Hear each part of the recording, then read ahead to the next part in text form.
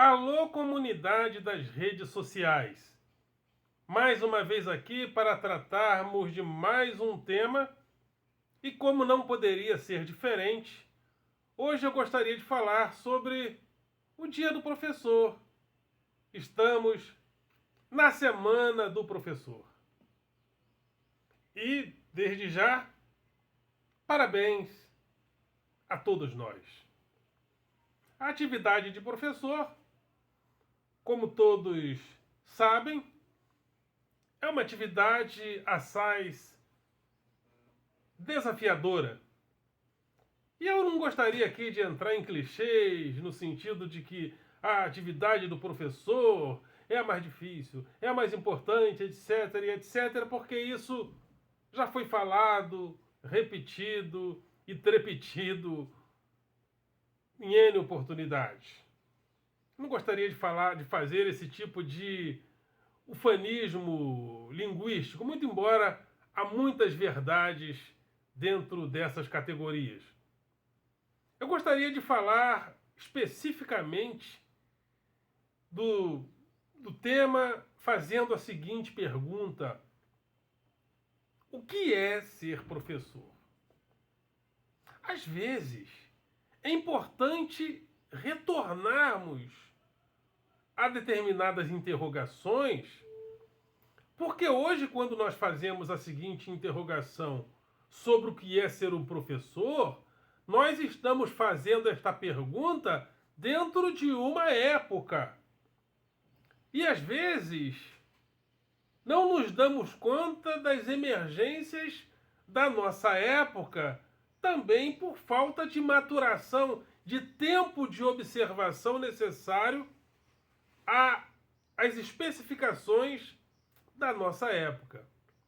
Porque uma coisa era ser um mestre ou um professor em um passado, por exemplo, como o judaico, onde a tradição do patriarcado de Abraão, Isaac e Jacó, onde houve a formação de uma tradição mosaica, e a partir dessas tradições, o mestre se posicionava para levar a tradição para que as pessoas inculcassem aquelas tradições.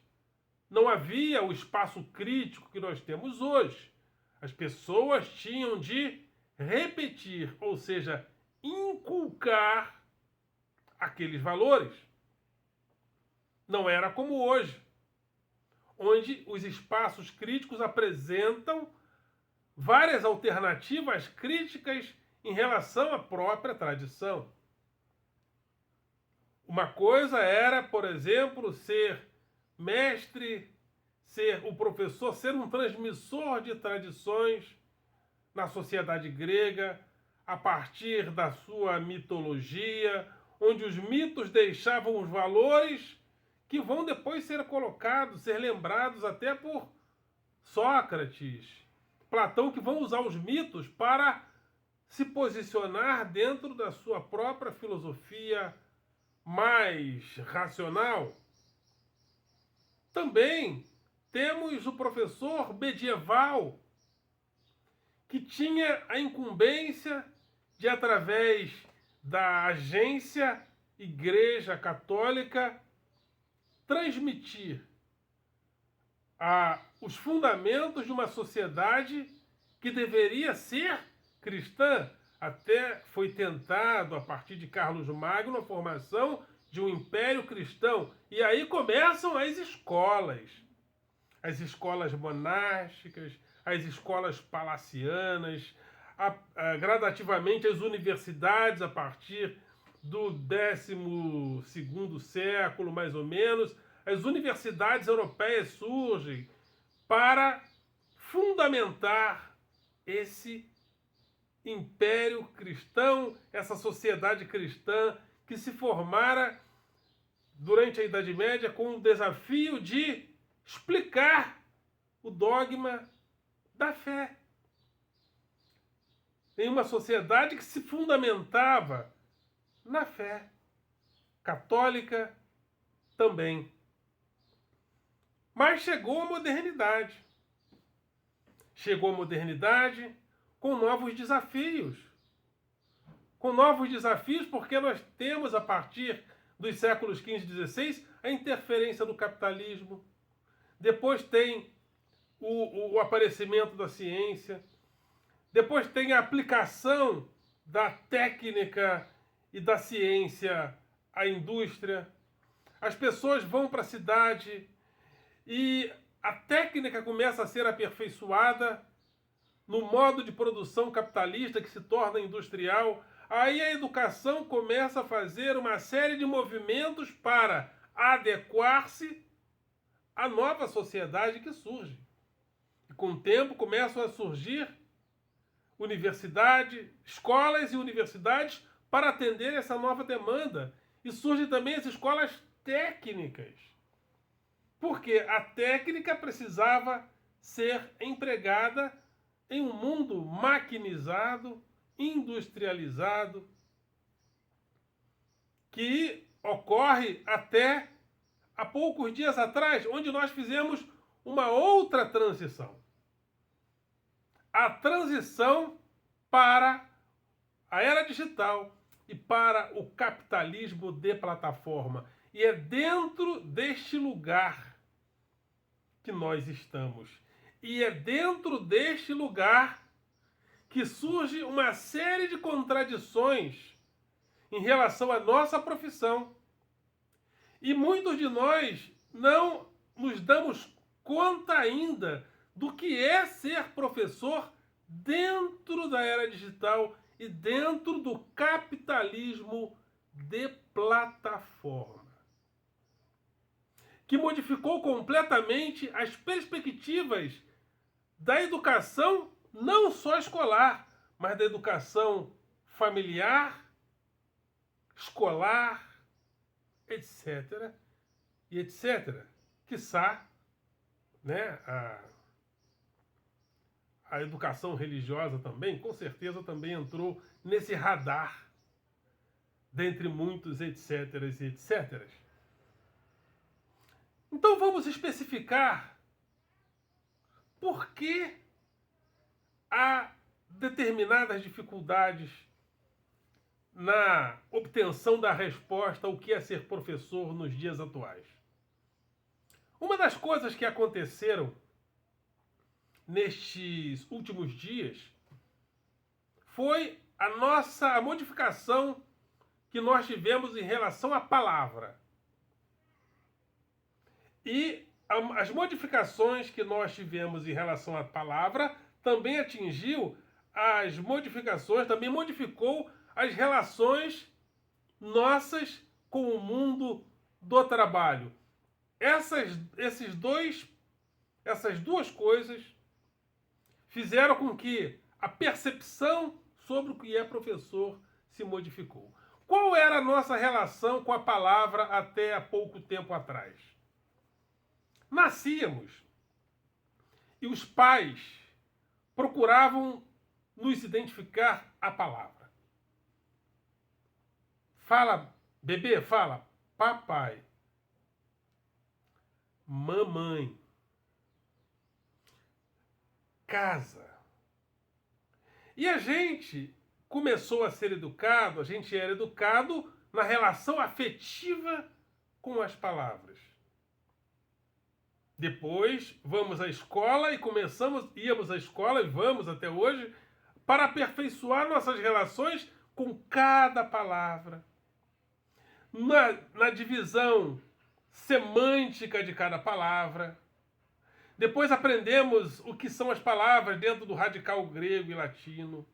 Ou seja, começamos a aperfeiçoar essa nossa relação afetiva com a palavra na escola. E é exatamente essa relação afetiva com a palavra que tínhamos desde a família até a escola e universidade que mudou na era digital e no capitalismo de plataforma. Porque nós tivemos, a partir desse momento, uma inflação simbólica das palavras, semiótica das palavras e uma deflação semântica. As palavras se multiplicam, se multiplicam, se multiplicam no hiperexcesso da era digital. Já havia acontecido isso na era industrial, mas há uma inflação absurda das palavras no capitalismo de plataforma. E as palavras deixam de ter o caráter semântico que elas tinham até há pouco tempo atrás. Nós fomos perdendo a identificação afetiva com cada palavra que tínhamos até há pouco tempo atrás. O que são palavras hoje? Palavras são sinais magnéticos que, uma vez acionadas, que uma vez digitadas, são ligadas a vários circuitos dentro da rede. E esses circuitos, essas palavras, quando passam por nós hoje, elas geram uma série de excitações. Uma excitação dentro do que muitos especialistas chamam de maquínico, sociedade maquínica, não, de subjetividade maquínica, onde nós passamos a nos comportar conforme a máquina.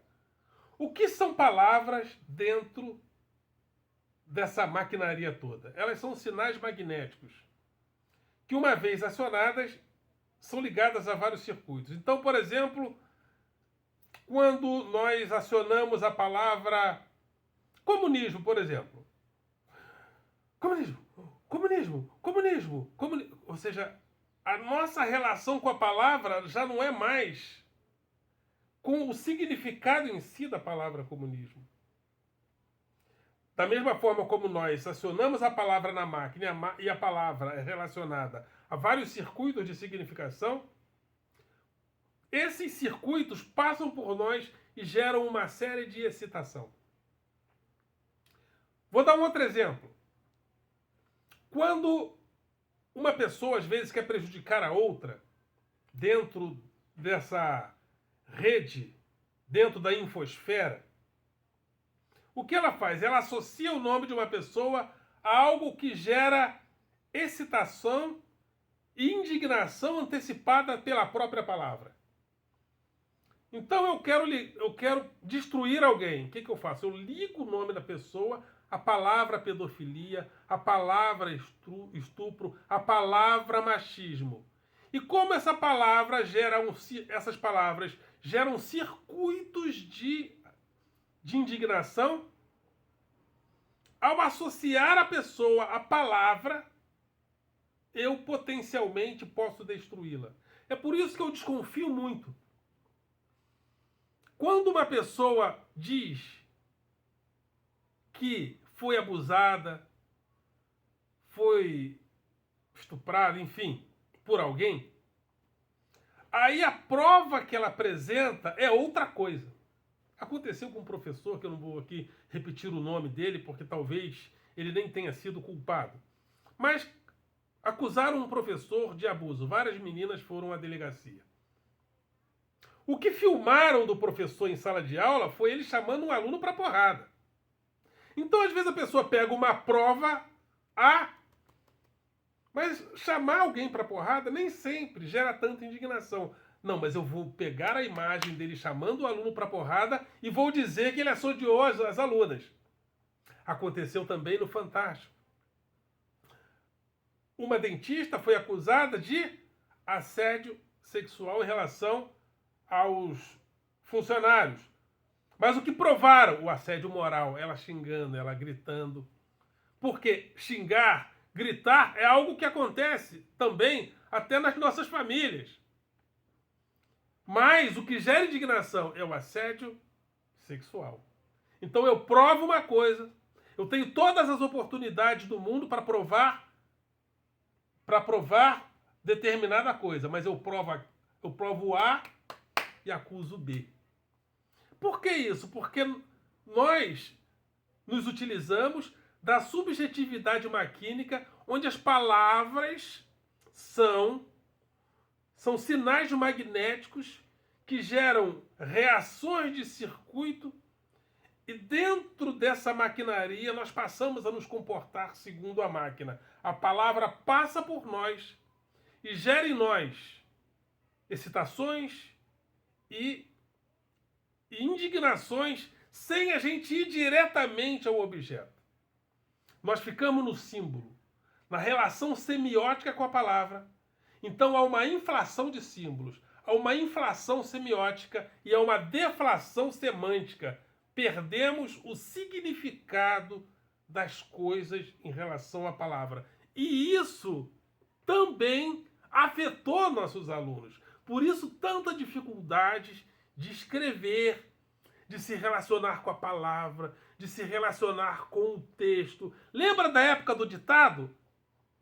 Às vezes eu procuro entre os alunos, não se faz mais ditado. Lembra daquela relação afetiva de palavra por palavra que você deveria escrever certo? Por razões que eu conheço menos, porque eu não sou professor de língua portuguesa, mas a relação com as palavras se modificou.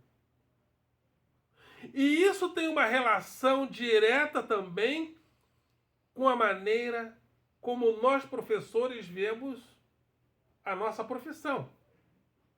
Porque quais eram as palavras que faziam com que nós nos identificássemos com a nossa profissão? A palavra em relação a ela. Eu sou professor. Eu sou torneiro mecânico. Eu sou empregada doméstica. Ou seja, cada palavra relacionada à nossa profissão gerava em nós um afeto em relação à palavra e um afeto em relação à profissão. Só que a palavra perdeu o seu caráter semântico e passou a identificar símbolos. Então, o que aconteceu com o tempo? E isso também aconteceu no capitalismo. Quando nós viemos para a cidade e começamos a formar massas operárias, nós começamos a nos identificar com as nossas profissões e a partir das fábricas, a partir das associações regulares de trabalho, começamos a formar grupos de associações, de protestos e toda uma tradição de esquerda trabalhista, ou não de esquerda ou de direita trabalhista, e de centro trabalhista, começou a ser formada a partir das nossas relações de trabalho. Afetivamente relacionadas à palavra eu sou professor, eu sou o torneiro mecânico, eu sou operário, eu sou isso, eu sou aquilo. Mas com a chegada do capitalismo semiótico, as palavras foram perdendo nós fomos perdendo as relações de afeto com as palavras. Por isso, às vezes, temos muita dificuldade de entender por que um professor é bolsonarista. Por que um professor é de extrema direita? Não é uma questão de ser de direita, é porque ele é de extrema direita. É porque a relação afetiva com o fato de ser professor também se perdeu. Antigamente, nos relacionávamos com a sociedade a partir da nossa profissão, daquilo que fazemos. Eu sou professor, eu sou torneiro mecânico, eu sou aviador. Só que a relação afetiva com a palavra e com o trabalho se modificou e nós passamos a ser muito mais identitários, a nos identificar a partir de uma identidade do que com o trabalho. Então, o bolsonarismo, ele passou anos a fio atacando os professores. O homem, o que o bolsonarismo dizia que era o maior filósofo do mundo, do Brasil, do mundo, Olavo de Carvalho, passou anos a fio nos chamando de comunistas, pedófilos, etc, etc. Esse homem só não foi ministro da Educação porque ele não quis no governo Bolsonaro. O bolsonarismo está todos os dias, todos os dias, todos os dias, e passou, principalmente a partir das eleições de 2018, solapando os professores. É doutrinador, é comunista, é isso. Não que ser comunista seja um problema, mas eles faziam isso no ato com a entonação do xingamento. E por que tem professor que é bolsonarista? Aí alguns poderiam dizer, porque ele é burro, é porque ele é um alienado. Não é. É porque a nossa relação com a palavra e a nossa relação com a profissão foi modificada pela relação com a nossa identidade. Então, você chega para o cara e fala assim, mas por que você está apoiando a extrema-direita se você é professor e a extrema-direita e o bolsonarismo ataca o professor? É porque eu sou evangélico. É porque eu sou conservador. Porque o identitarismo substituiu a relação semântica que tínhamos com a palavra que nos relacionava à nossa profissão e a nova relação com as palavras, com a profissão que tínhamos, ou seja, as relações que tínhamos com a nossa profissão se modificou pela relação que temos hoje com o identitarismo. Então nos identificamos hoje como negros, mulheres, gays, evangélicos, conservadores, e dentro dessa perspectiva somos levados para um nicho de mercado. Então os algoritmos capturam a nossa identidade e a nossa relação com o consumo de ideias, de produtos e de serviços e trazem para nós, através dos nossos smartphones e iPhones da vida, os lugares de consumo onde estamos. Então somos o que hoje? Uma identidade. E nos relacionamos com essa identidade muito mais que com as nossas relações de trabalho. Nos relacionamos com essa identidade que deixamos rastros na rede, a partir do momento que os algoritmos capturam, eles nos colocam em nichos de consumo. E nós vamos sendo aperfeiçoados por isso, porque os algoritmos vão nos prendendo, nos cercando dentro daquele nicho de consumo através dos rastros que vamos deixando nas redes sociais. Então nós passamos a nos identificar a partir de identidades e a partir de nichos de consumo que vamos deixando na rede. E não nos identificamos mais com a nossa profissão, com o nosso trabalho. Então, o indivíduo, ele olha para um candidato, ele olha para uma perspectiva política e olha assim, bom, essa perspectiva política, esses caras vivem falando mal do professor. Mas eu vou apoiar ele porque eu sou evangélico. Porque eu sou negro. Porque eu sou mulher. Porque eu sou gay. Ou seja, nós perdemos as relações semânticas com a palavra e com a palavra relacionada semanticamente aos significados da nossa profissão. Por isso é que nós não entendemos. Se a gente não perceber isso, não entender isso, nunca nós vamos entender por que um professor é bolsonarista. É porque, apesar de ser professor, a relação afetiva dele com a palavra professor e com a sua profissão se modificou. E ele se vê através de uma identidade. E às vezes, dentro de uma identidade e dentro de um nicho social ao qual ele nem pertence. Deixa eu te ver um professor. O professor, ele tirou uma foto. Eu percebi que ele é de direita, né? Negro de direita. Extrema direita. E ele, uma foto vestido de militar, né? Ou seja, eu voto no Bolsonaro. Porque eu me identifico com essa identidade, o militarismo, apesar de eu não pertencer a ela. E acontece isso muito. Por quê? Porque nós passamos a nos relacionar com símbolos semióticos que atravessam circuitos maquínicos e de comportamento, e nos identificamos com esses símbolos independente de pertencermos diretamente a ele. Antigamente, nos relacionávamos com a palavra relacionada à nossa profissão. Então, eu vou votar nesse candidato ou nessa pessoa, vou apoiar esse grupo, porque esse grupo, à esquerda, me favorece. Na minha relação de trabalho. Ou se o cara fosse mais de direita, ele falou, não, eu vou apoiar os liberais mais à direita, porque eu quero que eles gerem mais emprego. Então eu quero que eles economizem para gerar mais emprego. E os de centro também caminhavam mais ou menos assim. Hoje as nossas relações com a vida, elas são atravessadas pelo identitarismo.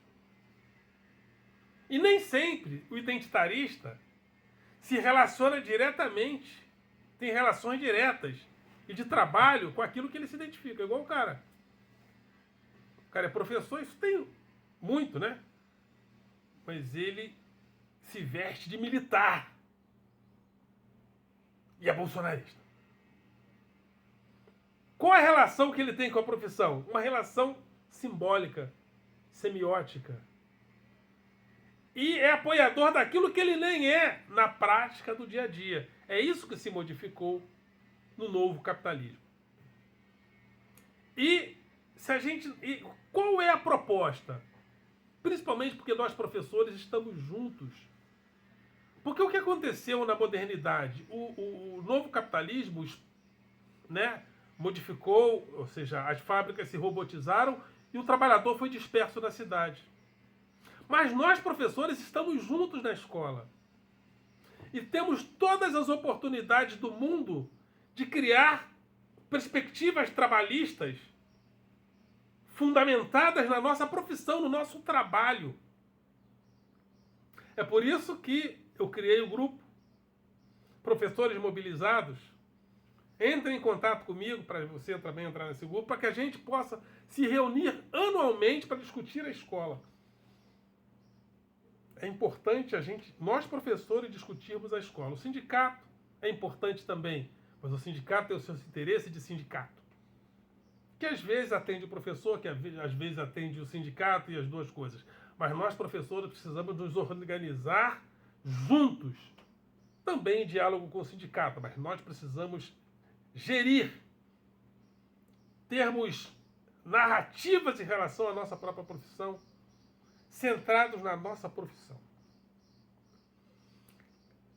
Precisamos pensar na palavra, o que é ser professor, e no afeto da nossa atividade diária. Senão a gente vai ficar igual ao professor de extrema-direita. Senão a gente vai ficar igual ao professor bolsonarista. O cara fazendo de tudo, o bolsonarismo fazendo de tudo contrário à nossa profissão. E tem alguns que ainda dizem, não, mas o Bolsonaro, na época dele, aumentou o piso da categoria. Aumentou o piso da categoria? Ah, aumentou? Mas quem criou o piso da categoria? Fernando Haddad.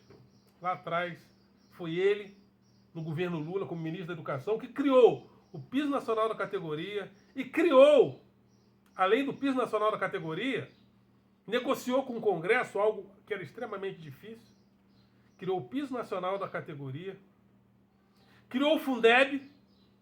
Se não fosse o Fundeb, quando o Estado do Rio não pagou os professores, também não receberíamos, negociou o Fundeb com o Congresso, algo difícil também. E pasmem, o governo Lula ainda criou o Dia Nacional da Marcha para Jesus, do Evangelho. Mas mesmo assim, o cara é contra. Por quê? Porque ele é conservador. Ele é professor? É. Mas a relação semântica com a palavra do seu trabalho e com o seu trabalho se modificou. Então, hoje, eu convoco os professores para que a gente se reúna anualmente para a gente discutir a nossa profissão. Para que a gente volte a se relacionar com a nossa profissão a partir da palavra, da pergunta o que é ser professor, a partir das respostas do que é ser professor, para que a gente se relacione social e politicamente com a palavra, com a frase, com a afirmação. Eu sou um professor. Ok, galera? Vocês são do coração.